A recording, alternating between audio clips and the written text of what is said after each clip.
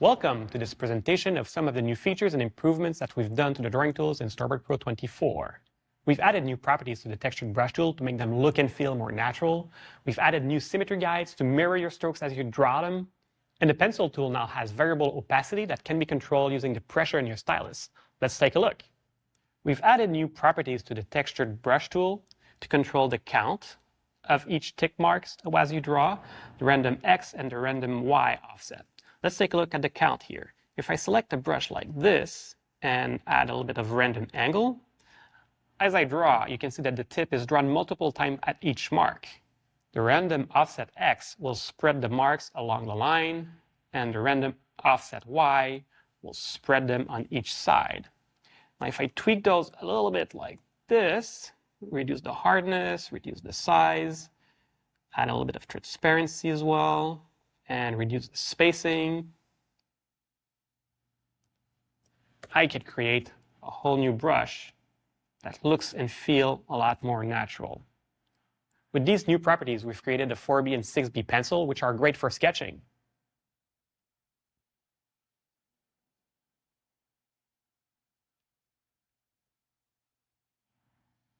Using the 4B pencil right here,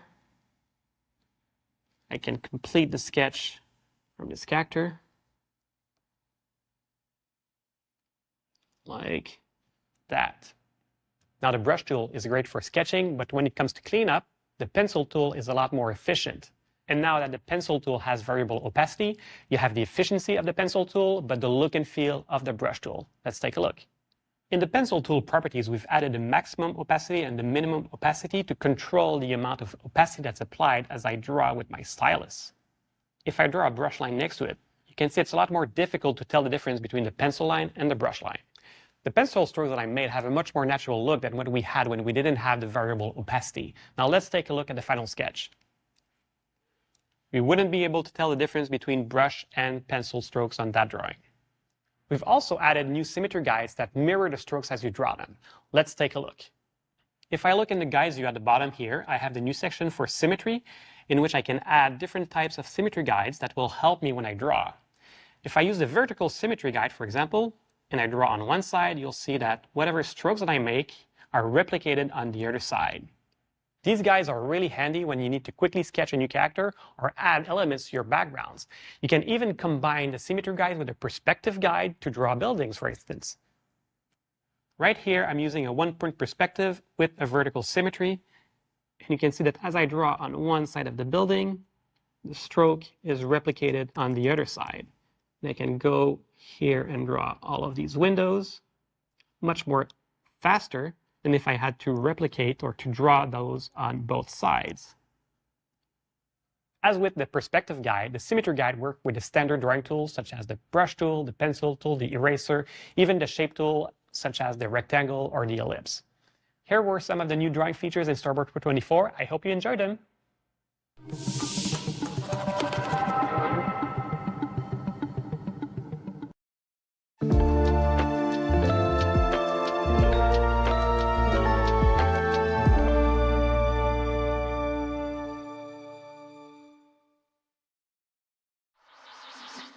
Hi, in this video I'll be showing you some of the new 3D features that we've added in Storyboard Pro 24.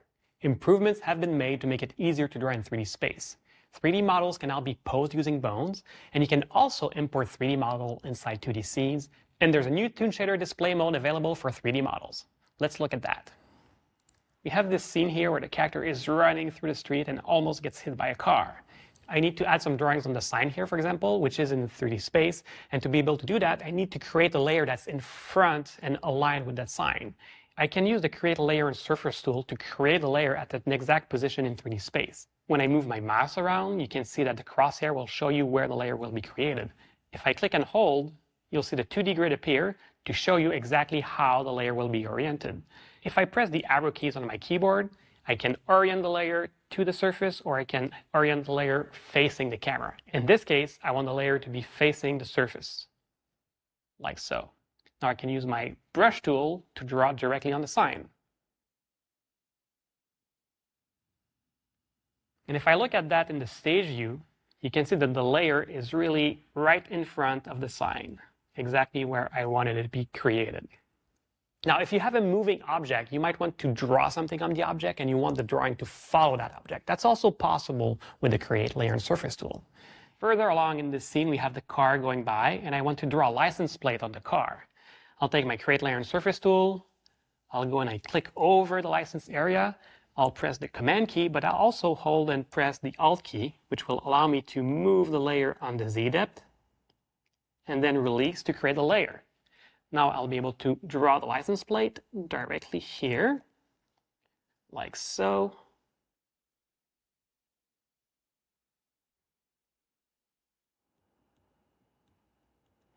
And now the license plate is following the car because that layer is attached to the car. Sometimes you need to use a 3D model in the 2D scene, but you don't want to convert that scene to a 3D scene. It's now possible to import a 3D model in a 2D scene without converting the scene. In this scene here, I'll be importing a droid. That's a 3D model.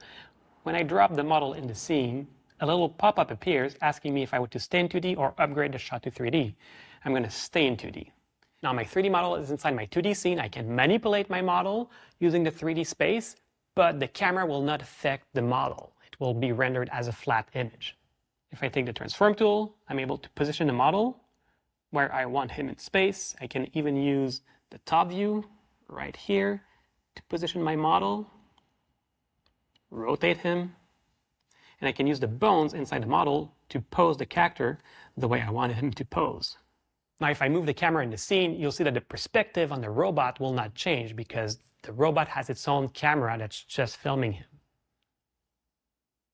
Like this.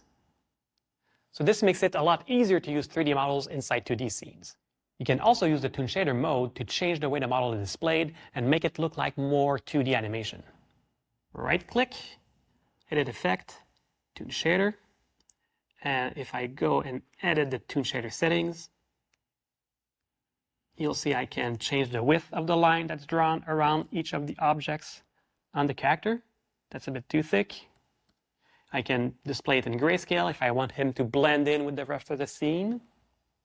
Or I can even posterize the rendering to give it a more cel-shaded look. These are some of the new 3D features in Storyboard Pro 24. I hope you enjoyed them. Thanks for watching.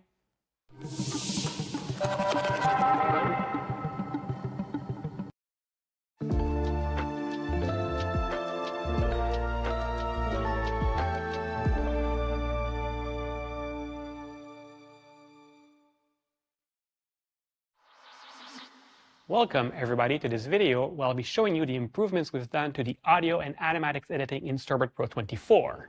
The first thing I want to show you is that it's now possible to change the duration of multiple panels and keep their duration proportional to what they were before.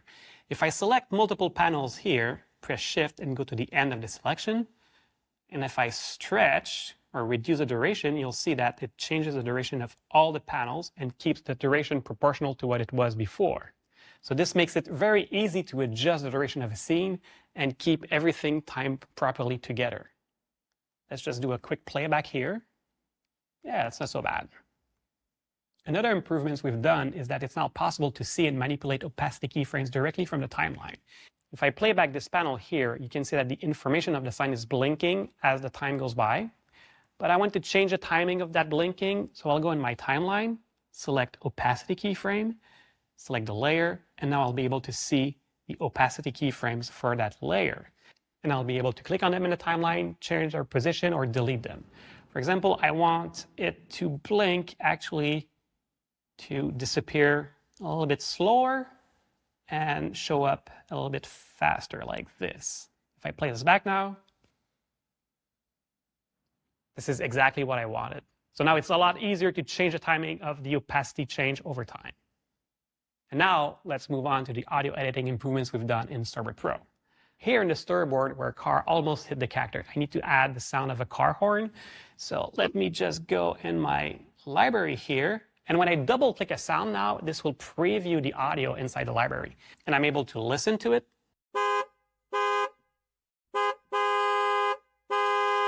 And select a portion that I want to insert into my timeline. Let me go here, click in, and then put the out point. I'll select where I want to have this in my timeline and click insert. And now this has inserted the audio inside my timeline.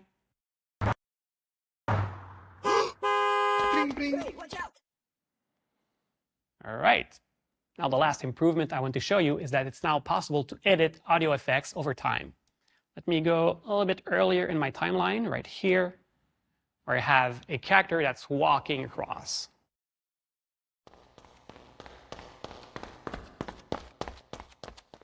So he's running inside an alley, and I want to have the sound of his footsteps move from left to right. So I can go inside my effects stack right here, select the audio.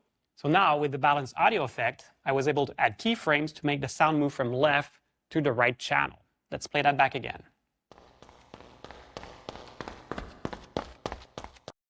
I've also added reverb effect to the footsteps to make it sound like he's moving from deep inside the alley to the front of the alley.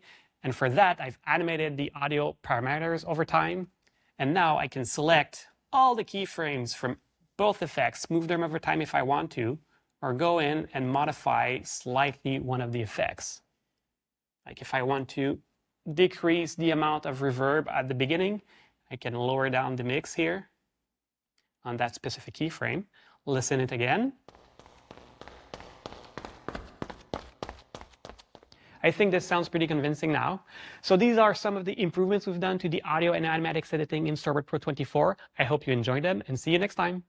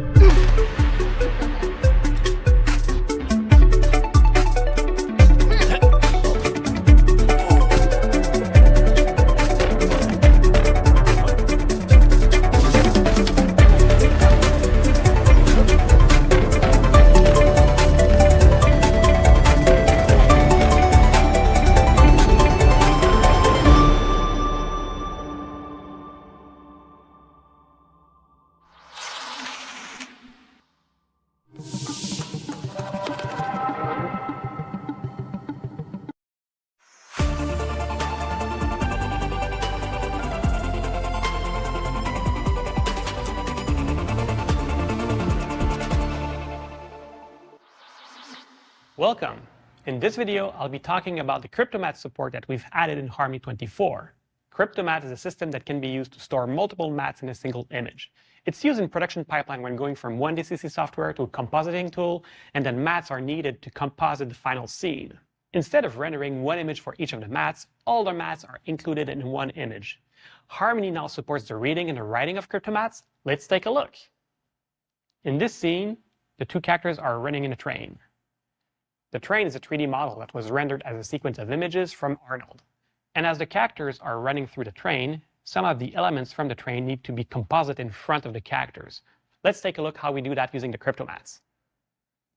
This node here reads the rendered image from the train, and then I need to use the Cryptomatte to extract the matte from the pole to be able to composite the pole in front of the character. I'll use the Cryptomatte node right here to extract the poles or the matte of the poles from the image and cut them out of the train. From the Cryptomatte properties, I can use the eyedropper to select the different elements in the Cryptomatte and extract the mattes from those images. Here, I've extracted the poles that are in the foreground and in the background, but I only want to keep the ones that are in the foreground. So I'll remove the one in the background, like so. And this is how you can use the Cryptomatte node to extract the mattes that are encoded as Cryptomattes in the image. Harmony also supports the writing of Cryptomattes into EXRs so that Harmony can blend in any type of compositing pipeline that you have set up that uses Cryptomatte. Let's take a look here of a scene that's set up to render Cryptomattes. The different elements that I want to be included as Cryptomatte in the rendered images are tagged in the node graph using port names. Once this image is rendered, if I import this in Nuke, I'll be able to go and pick the different mattes. Looking at the image in Nuke, we can see the different Cryptomattes that are stored in it, and I can go and pick the individual ones that will be added to the list. With the support of Cryptomattes in Harmony 24, it's now easier than ever to integrate in any compositing pipeline. I hope you enjoyed these new features.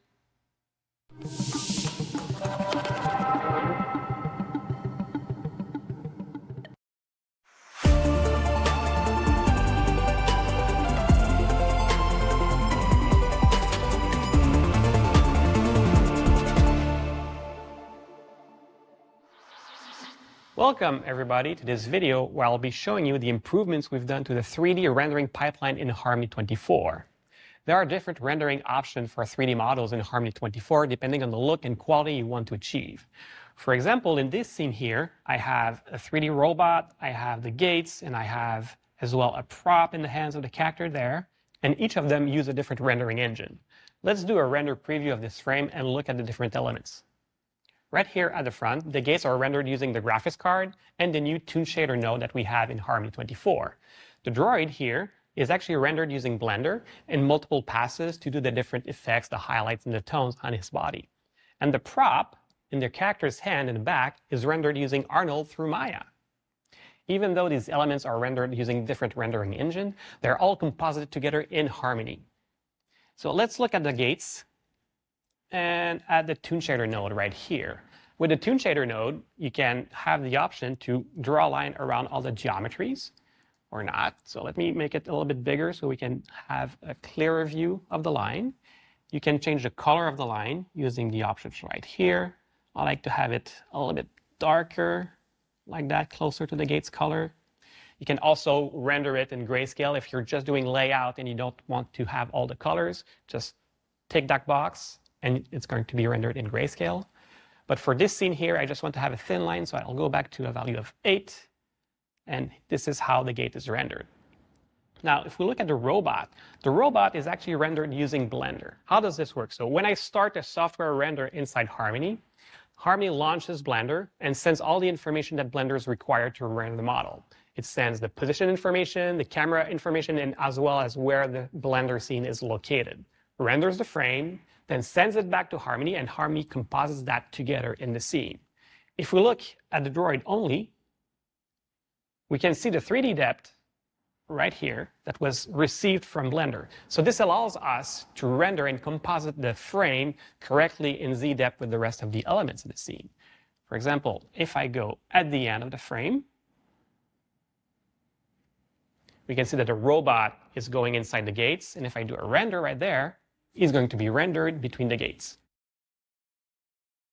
So let's look at the 3D element that the character is holding in the back. This element is rendered through Arnold in Maya, and it's the same process as with Blender.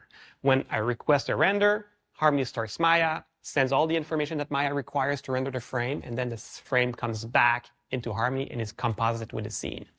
One of the improvements we've done in Harmony 24 is that we keep the external application alive after the frame has been received by Harmony. So if we request another frame, we don't have to relaunch the application. We can just send it the information it needs to render the new frame.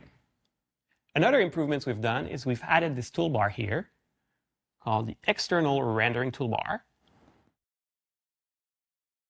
that can be used to pre-render frames or bake frames right into the scene.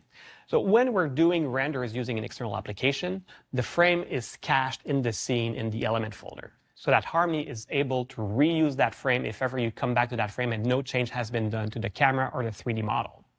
Let's dig into this group right here and select the Render Blender Batch node. When the node is selected, I can use this button right here to open this dialog that will allow me to bake the renders of that node. I can select which frame I want to bake, if I want to bake the whole scene or just a portion of the scene, and click Render. What that does is that it will bake all the frames, render all the frames, and then import them back into Harmony so that I can use them to replace the 3D model in my scene. So that I don't need to have the 3D model anymore in my scene to be able to see what the actual rendered result will be. And this can be done with Blender, or this can be done with Maya. All these improvements to the 3D rendering pipeline in Harmony 24 make it easier and more efficient to use 3D models inside 2D scenes in Harmony. I hope you enjoyed these improvements and hope to see you back soon.